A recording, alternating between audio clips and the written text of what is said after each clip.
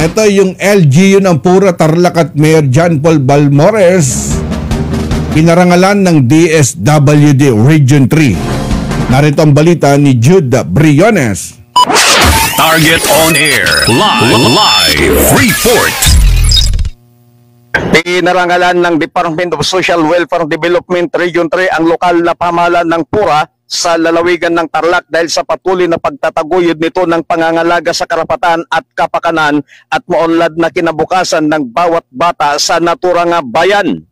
Pinarangalan din si Attorney Mayor John Paul Balmores, punong ehekutibo ng lokal na pamahalaan ng Pura, Tarlac, dahil sa kanyang natatanging pamumuno at matatag na dedikasyon sa pagtataguyod ng isang ligtas, makabata at progresibong komunidad.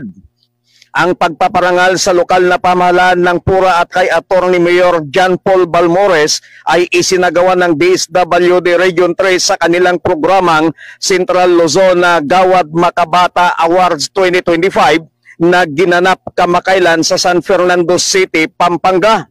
Ang Gawad Makabata Awards ay taonang programa na isinasagawa ng DSWD Region 3 na layunin nito na kilalanin ang mga natatanging individual, organisasyon at institusyon sa gitnang Luzon na nagpakita ng kahangahangang dedikasyon, malasakit at inobasyon sa pagsusulong at pangangalaga sa karapatan at kapakanan ng mga bata.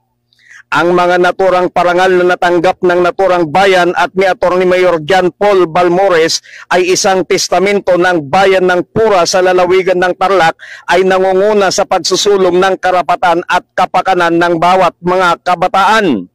Formal namang tinanggap ni Attorney Mayor John Paul Balmores ang parangal na ginawad sa kanya at ng lokal na pamahalaan ng Pura na pinamumunuan nito.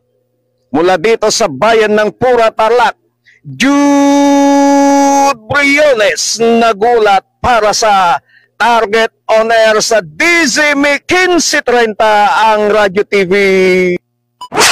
Target on Air. Live report. Ang balitang ito ay hatid sa inyo ng Clean Fuel, quality fuel for less. Kuya Jude Briones, napakinggan nyo mula dyan sa bayan po ng Tarlac Province.